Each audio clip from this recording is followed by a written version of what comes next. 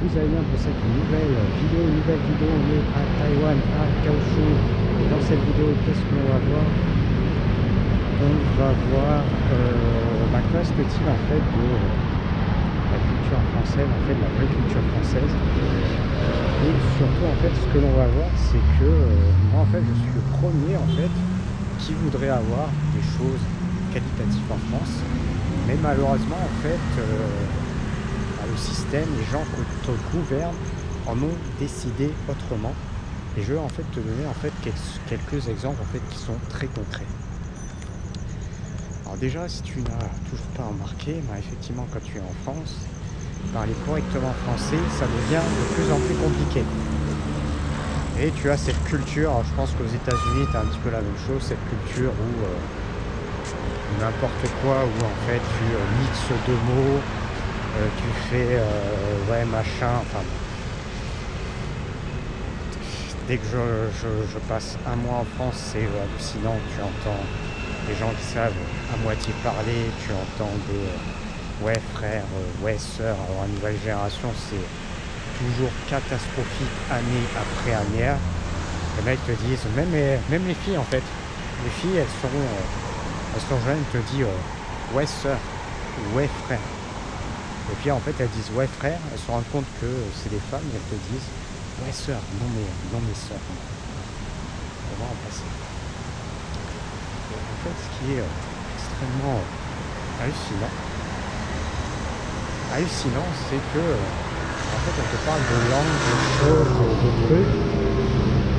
Et en fait bien même c'est dégueulasse si ce n'est pas écœurant que de marcher dans la rue et d'entendre des insultes, d'entendre des gens qui ne savent pas aligner trois mots.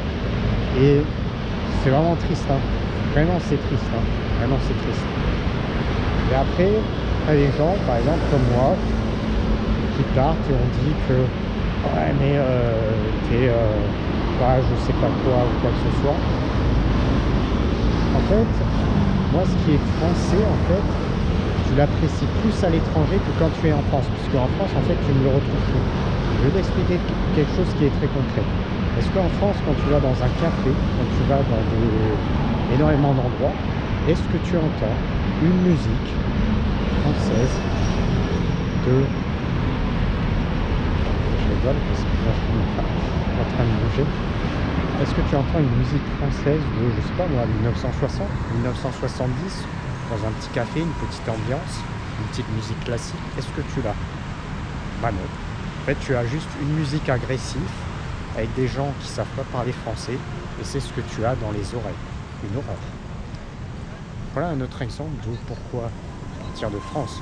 Parce que moi, en fait, j'ai pas envie d'être dans des endroits et d'écouter de la musique agressive de gens qui, en fait, qui sont, je sais même pas qui c'est, et qui ne savent pas aligner trois mots, et qui en plus de gagnent de l'argent tout en ne sachant pas aligner trois mots.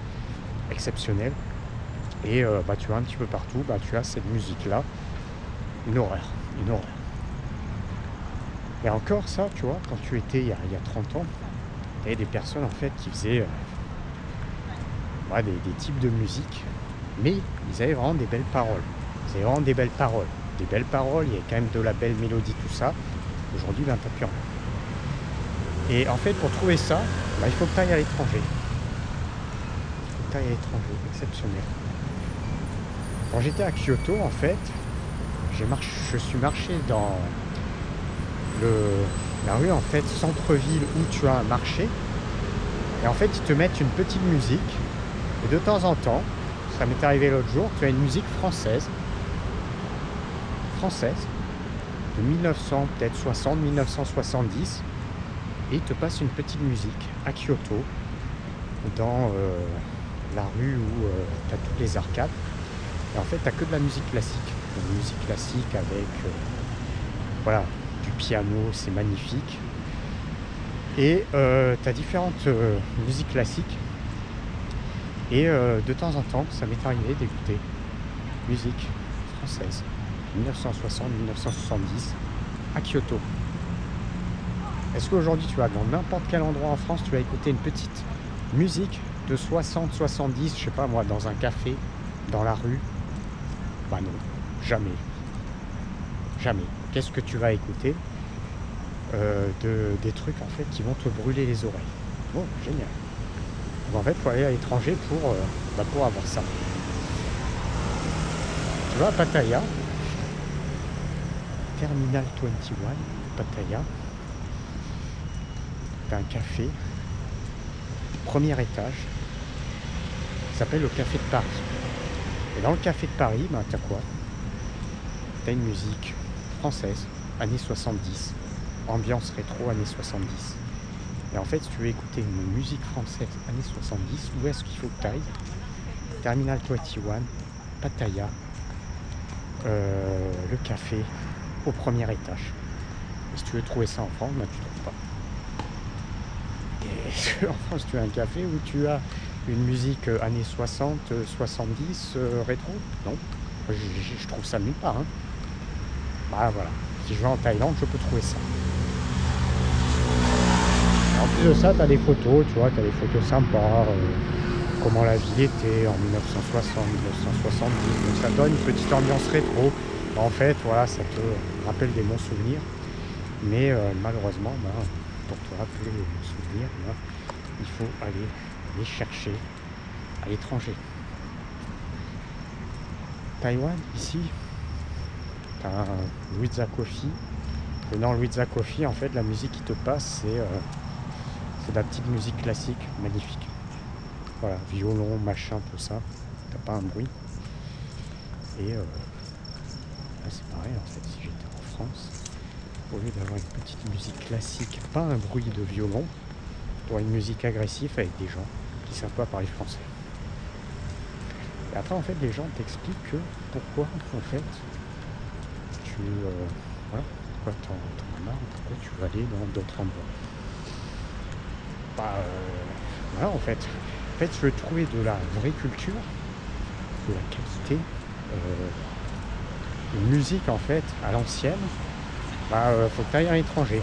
À l'étranger, tu vas le voir. Parce qu'à l'étranger, bah, en fait, à l'étranger, ils sont encore, c'est aperçu de la France, 1960-70, avec de la qualité. Et du coup, en fait, ce qu'ils prennent ça. Et d'ailleurs, t'as pas un pays, t'as pas un truc qui va prendre des choses de la France de 2020. En fait, personne va prendre des trucs de la France, genre la mode chaussettes, basket, la mode on sait pas aligner 3 mots avec des musiques. En fait, personne ne va prendre ça. En fait, personne ça. Ça, c'est dégueulasse. En fait, personne ne va aller chercher ça. Personne ne va aller chercher ça. Donc, personne ne va aller chercher en fait des choses de la France de 2020. Par contre, les choses de la France de 1960, 70, 80, oui, ils vont les chercher. Parce que pour eux, en fait, à l'étranger, la France, ça représente ça.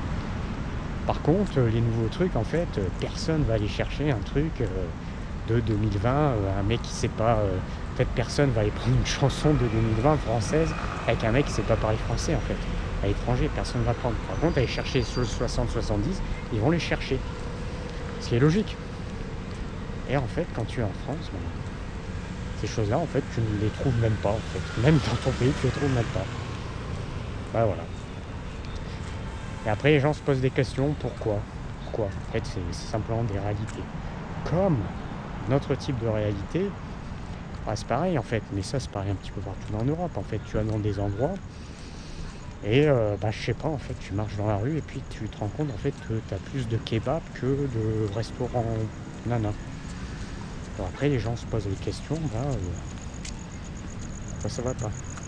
Parce que moi, en fait, sur le principe, si moi j'en vais en France, j'ai pas envie de voir forcément des kebabs sur toute une rue.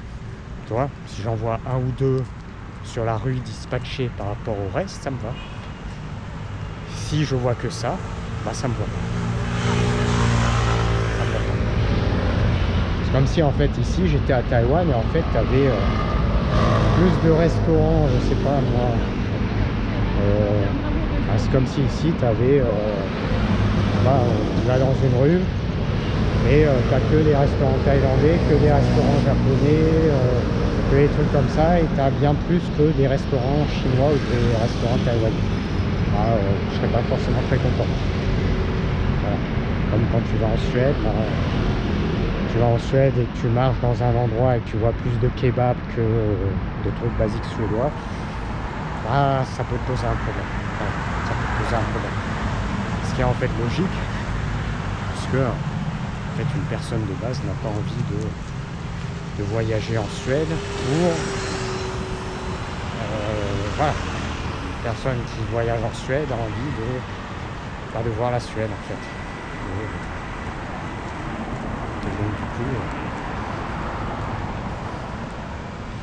en fait c'est la logique. Donc tout ça en fait c'est des petits exemples, mais à chaque fois en fait je suis sidéré de voir quand je vais à l'étranger, je trouve des endroits où tu as des cafés, des machins, tu as une petite musique classique, c'est extrêmement agréable, tu vois. Même des fois en fait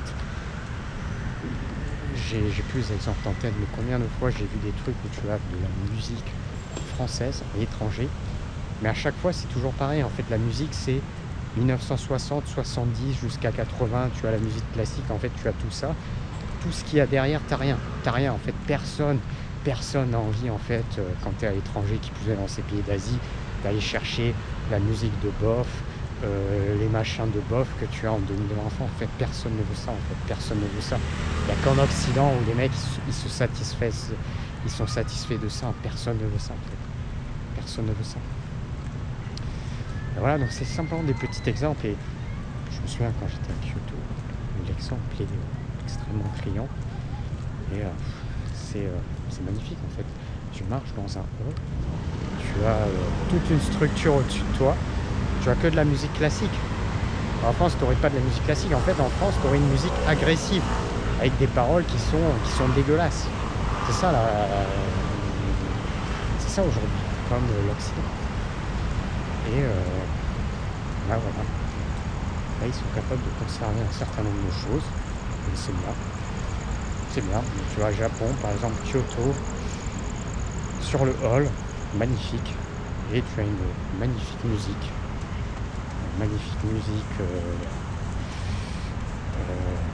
Musique classique.